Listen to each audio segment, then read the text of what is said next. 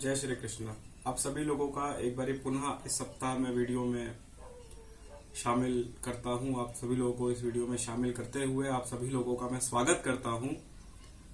और जैसा कि हमने श्रीमद् भगवद गीता के पहले अध्याय को पूरा किया, अनुसरण किया, और पिछले सप्ताह दूसरे अध्याय के कुछ श्लोकों को हमने जो है वो समझा, कुछ श्लोकों को जो है हमने पढ़ा और अपने आप को जो है वो उससे जोड़ने का प्रयास किया।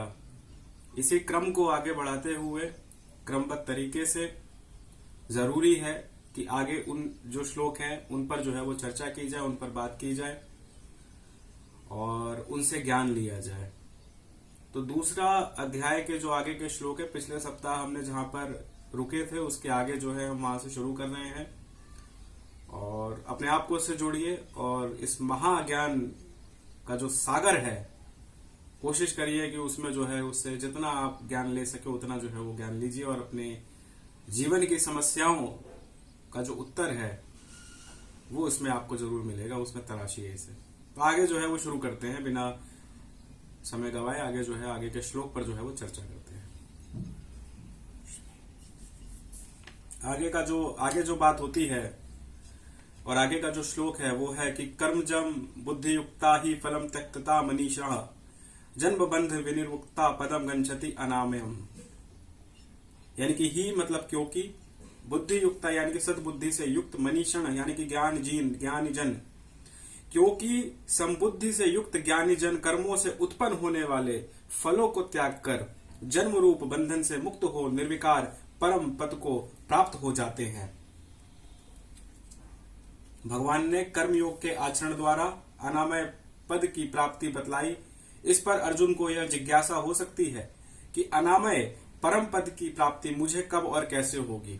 इसके लिए भगवान 2 श्लोकों में कहते हैं। क्या कहते हैं? वो कहते हैं कि यदा ते मोह कलिलम बुद्धि व्यक्ति तरिष्यति तदा गंतसि निर्वेदम श्रोत व्यस्य श्रुतस्य च। इसमें श्रुतस्य का मतलब जो है वो सुने हुए, और इसका जो हिंदी अनुवाद है इस श्लोक का वो है कि जिस काल में तेरी बुद्धि मोहरूप दलदल को भली भांति पार कर जाएगी उस समय तू सुने हुए और सुनने में आने वाले इस लोक और परलोक संबंधी सभी भोगों से वैराग्य को प्राप्त हो जाएगा। आगे कहते हैं, भांति भांति के वचनों को सुनने से विचलित हुई तेरी बुद्धि जब परमात्मा में अचल और स्थिर ठहर जाएगी तब तू योग को प्राप्त हो जाएगा, अर्थात तेरा परमात्मा से नित्य सहयोग हो जाएगा। इसमें एक प्रश्न जो है वो यहाँ पर आता है। प्रश्न है कि जो श्रुति विप्र तिपन्ना बुद्धि का क्या मतलब है? श्रुति विप्र तिपन्ना का क्या अर्थ है? तो इस लोक और परलोक के भोग्य वर्ष और उनकी प्राप्ति के साधनों के संबंध में भांति भांति के वचनों को सुनने से बुद्धि में विक्षिप्तता आ जाती है। इसके कारण वह एक निश्चय पर निश्चल रूप से नहीं टिक सकती। अभी एक बात को अच्छी समझती है तो कुछ ही समय बाद दूसरी बात को जो है वो अच्छी मानने लगती है। ऐसी विक्षित और अनिश्चितता बुद्धि को यहाँ श्रुति विप्र प्रतिपा बुद्धि कहा गया है। यह बुद्धि का विक्षेप दोष है। और एक महत्वपूर्ण बात आती है इसमें निकलकर, जो मैं जो है चर्चा करना चाहता हूं आप लोगों से, कि इस अभी पीछे जो हमने श्लोक किए थे, पिछले सप्ताह पे जिन श्लोकों पर हमने चर्चा की थी उसमें एक योग का शब्द का जो है वो यहाँ पर प्रयोग किया गया। तो योग शब्द को परमात्मा की प्राप्ति का वाचक माना गया है। गीता में योग और योगी शब्द निम्नलिखित कुछ उदाहरणों के अनुसार प्रसंग विभिन्न अर्थों में आए हैं। योग, पहला कर्म योग। यहाँ योग में आरूढ़ होने की इच्छा वालों के लिए कर्म कर्तव्य बताए गए हैं। इस कारण योग शब्द कर्म योग का वाचक है। ध्यान योग, वायु रहित स्थान में स्थित दीप की ज्योति के समान चित्त की अत्यंत स्थिरता का वर्णन होने के कारण यहाँ योग शब्द ध्यान योग का वाचक है। समत्व योग, योग में स्थिर होकर आसक्ति रहित हो तथा सिद्ध साध्य में संबुद्धि होकर कर्मों के करने की आज्ञा होने से यहाँ योग शब्द समत्व योग का वाचक है। इसी तरीके से भक्ति योग, अष्टांग योग, संख्या योग, और ये योग की बात थी। अब इसके बाद बात आती है योगी की। तो योगी में ईश्वर, आत्मज्ञानी, सिद्ध भक्ति, कर्म योगी, संख्या योगी, भक्ति योगी, साधक योगी, ध्यान योगी, सकाम कर्मी। भगवान श्री कृष्ण को जो संबोधन है, योगी शब्द ईश्वर का वाचक है। अब अर्जुन आगे क्या कहता है, अर्जुन के आगे क्या सवाल है, उस पर जो है ये समझना महत्वपूर्ण हो जाता है कि अर्जुन के क्या सवाल है। तो अर्जुन आगे कहते हैं, अर्जुन बोले कि हे केशव, समाधि में स्थित परमात्मा को प्राप्त हुए स्थिर बुद्धि पुरुष का क्या लक्षण है? वह स्थिर बुद्धि पुरुष कैसे बोलता है, कैसे बैठता है और कैसे चलता है? केशव यानी कि कृष्ण को संबोधित किया गया है यहाँ पे। तो आगे जब अर्जुन ये बोलते हैं, अर्जुन का जब ये प्रश्न उठता है, तो आगे इस पर श्री भगवान क्या बोलते हैं? तो श्री भगवान कहते हैं कि प्रजहाति यदा कामान सर्वान पार्थ मनोगतान आत्मानि एवं आत्मा तुष्ट स्थिर प्रज्ञा तद उच्यते। श्री भगवान बोले कि हे अर्जुन, जिस काल में यह पुरुष मन में स्थित संपूर्ण कामनाओं को भली भांति त्याग देता है और आत्मा से आत्मा में ही संतुष्ट रहता है, उस काल में वह स्थित प्रज्ञ कहा जाता है। आगे और समझाते हुए कहते हैं कि दुखों की प्राप्ति होने पर जिसके मन में उद्वेग नहीं होता, सुखों की प्राप्ति में जो सर्वथा निष्प्रह है तथा जिसके राग भय क्रोध नष्ट हो गए हैं, ऐसा मुनि स्थिर बुद्धि कहा जाता है। यह सर्वत्र अनिविश्य तथा प्रायशः शुभाशुभम न अभिनंदित तेष्टे तस्य प्रज्ञा प्रतिष्ठता। जो पुरुष सर्वज्ञ स्नेह रहित हुआ, उस शुभ या अशुभ वस्तु को प्राप्त होकर ना प्रसन्न होता है और ना द्वेष करता है, उसकी बुद्धि स्थिर रहती है। आगे कहते हैं कि और कछुआ सब ओर से अपने अंगों को जैसे समेट लेता है, वैसे ही जब यह पुरुष इंद्रियों के विषयों से इंद्रियों को सब प्रकार से हटा लेता है, तब उसकी बुद्धि स्थिर होती है। इंद्रियों के द्वारा विषयों को ग्रहण न करने वाले पुरुष भी केवल विषय तो निवृत्त हो जाते हैं, परंतु उनमें रहने वाली आसक्ति निवृत्त नहीं होती। इस स्थित प्रज्ञ पुरुष की तो आसक्ति भी परमात्मा का साक्षात्कार करके निवृत्त हो जाती है। तो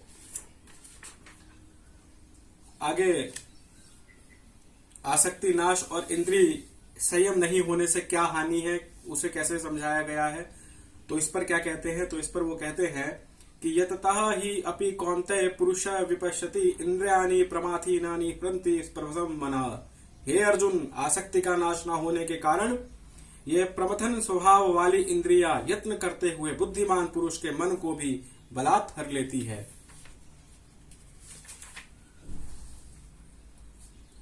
इसीलिए साधक को चाहिए कि वह उन संपूर्ण इंद्रियों को वश में करके समाहित चित्त हुआ मेरे परायण होकर ध्यान में बैठे, क्योंकि जिस पुरुष की इंद्रियां वश में होती है उसी की बुद्धि स्थिर हो जाती है। अर्जुन को समझाते हुए कहते हैं श्री कृष्ण। और आगे प्रसंग में बात आती है कि विषयों का चिंतन करने वाले पुरुषों की उन विषयों में आसक्ति हो जाती है। आसक्ति उन विषयों की कामना उत्पन्न होती है और कामना में विघ्न पड़ने से क्रोध उत्पन्न होता है। क्रोध से अत्यंत मूढ़ भाव उत्पन्न हो जाता है। मूढ़ भाव से स्मृति भ्रम हो जाती है। स्मृति में भ्रम हो जाने से बुद्धि अर्थात ज्ञान शक्ति का नाश हो जाता है और बुद्धि का नाश हो जाने से वह पुरुष अपनी स्थिति से गिर जाता है।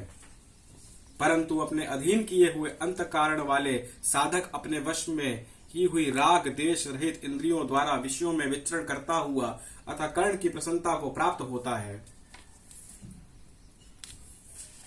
आगे कहते हैं कि अतः कर्ण की प्रसन्नता होने पर इसके संपूर्ण दुखों को अभाव हो जाता है और उस प्रसन्न चित्त वाले कर्मयोग की बुद्धि शीघ्र ही सब ओर से हटकर एक परमात्मा में ही भली भांति स्थिर हो जाती है। आगे श्लोक आता है कि न अस्ति बुद्धि अतुस्त न च अच्युत भावना न च अभाव शांति अशांत कुतः सुखम।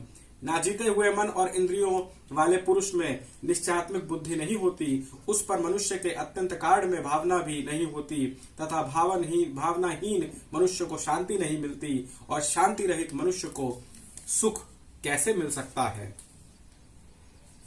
क्योंकि जैसे जल में चलने वाली नाव को वायु हर लेती है, वैसे ही विषयों में विचलित हुई इंद्रियों में मन जिस इंद्रिय के साथ रहता है वह एक ही इंद्रिया इस आयुक्त पुरुषों की बुद्धि को हर लेती है। इसलिए हे महाभाव, जिस पुरुषों की इंद्रियों के विषयों में सब प्रकार निग्रह की हुई है, उसी की बुद्धि स्थिर है। संपूर्ण प्राणियों के लिए जो रात्रि के समान है, उस नित्य ज्ञान स्वरूप परमानंद की प्राप्ति में स्थित प्रज्ञ योगी जागता है, और जिस नाशवान सांसारिक सुख की प्राप्ति में सब प्राणी जागते हैं, परमात्मा के तत्व को जानने वाले मुनि के लिए वह रात्रि के समान है। आगे कहते हैं कि जैसे नाना नदियों के जल जब सब ओर से परिपूर्ण अचलन प्रतिष्ठा वाले समुद्र में उसको विचलित ना करते हुए भी समा जाते हैं, वैसे ही सब भोग जिस स्थित प्रज्ञ पुरुष में किसी प्रकार का विकार उत्पन्न किए बिना ही समा लेते हैं, वही पुरुष परम शांति को प्राप्त होता है, भोगों को चाहने वाला नहीं। तो जिसको भोग की लालसा है, जिसको लालच है कि हमको ये भोग मिलना चाहिए या ये भोग की प्राप्ति हमें होनी चाहिए, उसकी जो बुद्धि है वो स्थिर कभी नहीं रह सकती। आगे कहते हैं कि जो पुरुष संपूर्ण कामनाओं को त्याग कर ममता रहित, अहंकार रहित और स्पृहा रहित हुआ विचरता है, वही शांति को प्राप्त होता है, अर्थात वह शांति को प्राप्त है। तो ये समझने की जरूरत है। और आगे फिर कहते हैं श्री कृष्ण की, हे अर्जुन, ये ब्रह्मा को प्राप्त पुरुष की स्थिति है। इसको प्राप्त होकर योगी कभी मोहित नहीं होता और अंतकाल भी इसी ब्राह्म्य स्थिति में स्थित होकर ब्रह्मानंद को प्राप्त हो जाता है। इसी में जो है वो ब्रह्मानंद को प्राप्त हो जाता है। तो ये जो श्लोक था जो हमने जिसका हिंदी अनुवाद अभी हमने पढ़ा, इसके साथ ही जो है वो दूसरा अध्याय जो है आज यहाँ पर हमने जो है वो समाप्त कर दिया है। दूसरा अध्याय जो है हमने अपने क्रम में समझ लिया है, पढ़ लिया है। और इसके बाद जो है वो तीसरा अध्याय जो है वो हम शुरू करेंगे। तीसरा अध्याय में हम देखेंगे कि किस तरीके से अर्जुन ने क्या सवाल पूछे और क्या है। तो तीसरे अध्याय का भी हम कुछ श्लोक अभी शुरू करते हैं और बाकी जो बचेगा वो अगले सप्ताह देखेंगे। तो तीसरे अध्याय का जो श्लोक आता है, पहला जो श्लोक है, अर्जुन ने क्या पूछा, अर्जुन का क्या सवाल था, उसको देखिएगा कि जैसी चेत कर्मणः ते मता बुद्धि जनार्दन तत् किम कर्मणि घोर ममम निज्योसी केशवा। यानी कि अर्जुन बोले कि हे जनार्दन, यदि आपको कर्मों की अपेक्षा ज्ञान श्रेष्ठ मान्य है तो फिर हे केशव मुझे भयंकर कर्म क्यों लगाते हैं। तो आप मिले हुए से वचनों से मेरी बुद्धि को मनोमोहित कर रहे हैं, इसलिए उस एक बात को निश्चय करके कहिए जिससे मैं कल्याण को प्राप्त हो जाऊं। श्री भगवान बोले कि लोके अस्मिन् द्विधा निष्ठा पूरा प्रोक्त मया अनघा ज्ञान योगेन सांख्यायानम कर्म योगन योगी नाम। श्री भगवान बोले कि हे निष्पाप, इस लोक में दो प्रकार की निष्ठा मेरे द्वारा पहले कही गई है। उनमें से संख्या योगियों की निष्ठा तो ज्ञान योग से और योगियों की निष्ठा कर्म योग से, जो भी हमने पीछे योग आपको और योगी बताया था। मनुष्य ना तो कर्मों को आरंभ किए बिना निष्कर्मता को यानी योग निष्ठा को प्राप्त होता है और ना कर्मों को केवल त्याग मात्र से सिद्ध यानी संख्या निष्ठों को ही प्राप्त होता है। तो ये जो है वो तीसरा अध्याय का श्लोक था, लेकिन उचित ये रहेगा कि जो तीसरा अध्याय है इसके क्रम को जो है हम अगले सप्ताह ही जो है वो शुरू करें तो वो बेहतर रहेगा। आज जो है हम दूसरे अध्याय तक ही रखते हैं। तीसरे अध्याय का जो है वो अगले सप्ताह हम शुरू करते हैं और उम्मीद करेंगे कि इस जो यात्रा पे हम निकले हैं, श्रीमद् भगवद गीता की जो यात्रा है, इस यात्रा में हम हर तरीके के प्रश्न को समझेंगे, उनके उत्तर को खोजेंगे और निश्चय रूप से जो कृष्ण का सहयोग था, जो कृष्ण ने एक जो है वो एडवाइजरी का काम किया, उसका कितना योग हमें भी मिलेगा वो हमें आगे देखने को मिलता है।